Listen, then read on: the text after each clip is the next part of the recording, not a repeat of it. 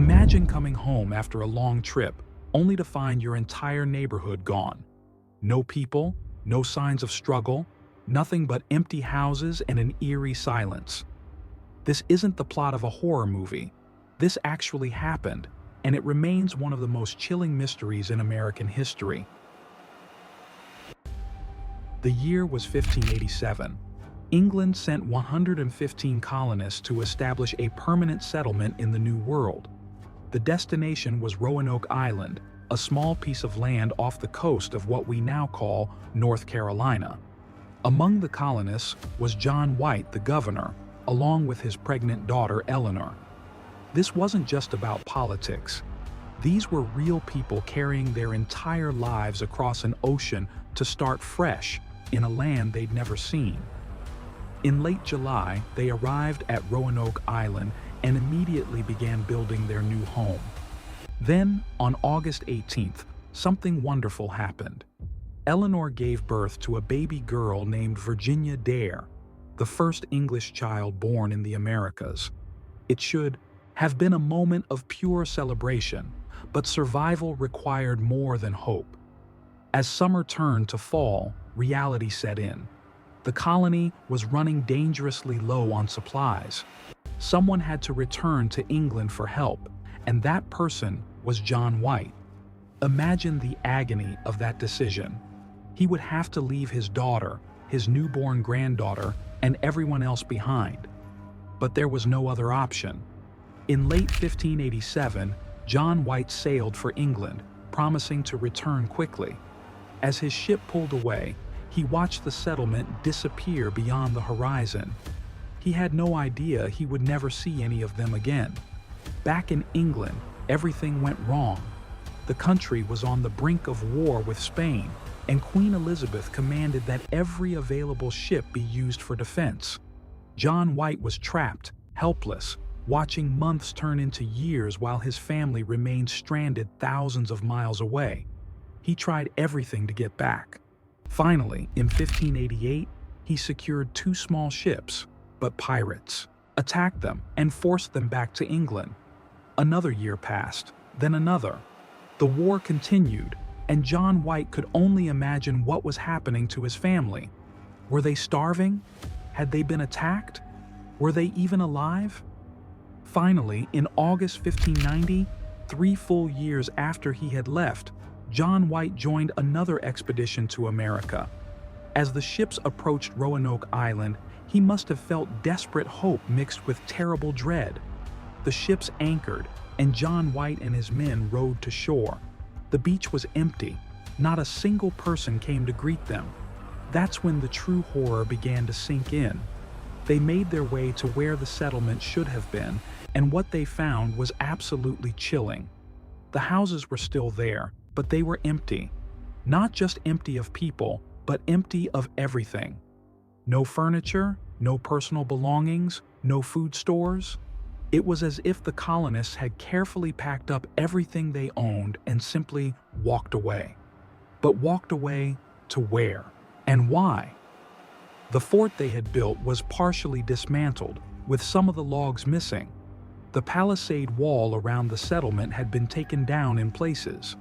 This wasn't the scene of an attack or a hurried escape. This looked deliberate, planned, as if the colonists had known they were leaving and had plenty of time to prepare. John White and his men searched desperately for any clue, any sign of what had happened. And then they found it. Carved into one of the wooden posts of the fort in clear, deliberate letters was a single word: Croatoan. John White's heart must have leapt when he saw it. Before he left 3 years earlier, he had made an agreement with the colonists. If they had to leave Roanoke for any reason, they were to carve their destination into a tree. If they were leaving under distress or being forced to flee, they were to carve a cross above the message as a sign of danger. There was no cross above the word Croatoan. Now, Croatoan was a place John White knew well. It was an island about 50 miles south of Roanoke, and it was home to a friendly Native American tribe that had helped the English colonists during the earlier expeditions. One of the tribe's leaders, a man named Montejo, had even traveled to England and returned with the colonists. If they had gone to Croatoan, they might be safe, living peacefully with the tribe. John White was determined to go there immediately. He had to find them. He had to know if his family was alive. But fate, it seemed, had other plans. A massive storm rolled in from the ocean, one of those violent hurricanes that plagued the Carolina coast. The ships were forced to leave the dangerous waters near the shore. The captains told John White they would try to reach Croatoan once the storm passed, but the weather only got worse. Supplies were running low, the ships were taking damage, and the crew was growing restless and fearful. The decision was made to abandon the mission and return to England. John White protested, pleaded, and argued, but he was overruled. As the ships turned away from the coast and headed back across the Atlantic, John White stood on the deck, staring at the land that held his family, knowing he might never see them again. And he never did. John White never returned to America. He died in 1593, never knowing what happened to his daughter, his granddaughter, or any of the colonists. That single word, Croatoan, carved into a post, was the last message ever found from the lost colony. So what really happened to those 115 people? Over the centuries, theories have emerged, each more unsettling than the last. Some believe the colonists did make it to Croatoan Island and integrated with the Native American tribe there. There are reports from later explorers who claim to meet Native Americans with light-colored eyes and English-sounding names in that region. Could these have been the descendants of the Roanoke colonists? Others think the colonists might have tried to return to England on their own. Perhaps they built boats and attempted the impossible journey across the Atlantic, only to be swallowed by the ocean, leaving no trace. Then there are the darker theories. Some historians believe the colonists might have been killed by hostile tribes or caught in the middle of Native American conflicts they didn't understand. But if that were true, where are the bodies? Where are the signs of violence? Where is any evidence of a massacre? Another theory suggests that the Spanish, who had their own settlements in Florida, might have discovered Roanoke and destroyed it to eliminate English competition in the New World. Spanish records from that time do mention searching for an English settlement, but they claim they never found it. Archaeological digs on Roanoke Island and surrounding areas have uncovered some artifacts, European tools found miles inland, suggesting the colonists might have split up and moved to multiple locations. But these finds raise more questions than they answer. The truth is, we may never know what happened. Despite over 400 years of investigation, despite modern technology and countless expeditions, the fate of the Roanoke colonists remains a complete mystery. 115 people, men, women, and children, including baby Virginia Dare, simply vanished. What makes this story truly horrifying isn't just the disappearance itself. It's the unanswered questions that linger. It's the image of John White finding that empty settlement, calling out for his daughter, and hearing only silence.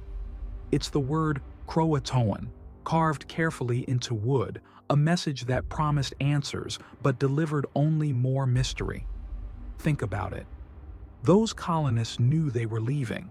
They had time to carve that message, to dismantle their fort, to pack their belongings. They weren't running from an immediate threat. So where did they go? What convinced 115 people to abandon their homes and walk into the unknown wilderness of a land they barely understood? And perhaps most chilling of all, why has no trace of them ever been found? No mass grave, no settlement, no conclusive evidence. It's as if they walked off the edge of the earth and disappeared into the mist of history. The Roanoke Colony stands as a reminder that even in our modern age, with all our technology and knowledge, there are still mysteries we cannot solve. There are still questions that keep us awake at night. And somewhere, on a small island off the coast of North Carolina, that word is still there, carved into history. Croatoan, a single word that has haunted America for over 4 centuries. A single word that represents 115 lost souls and one of the greatest unsolved mysteries of all time. What do you think happened to the Roanoke colonists? Do you believe they made it to Croatoan Island and survived? Or did something far more sinister occur? Drop your theories in the comments below. And if you're fascinated by unsolved mysteries like this one, make sure to subscribe and hit that notification bell so you never miss another video. There are countless other disturbing mysteries throughout history that we'll be covering, each one stranger than the last. Thanks for watching, and I'll see you in the next video.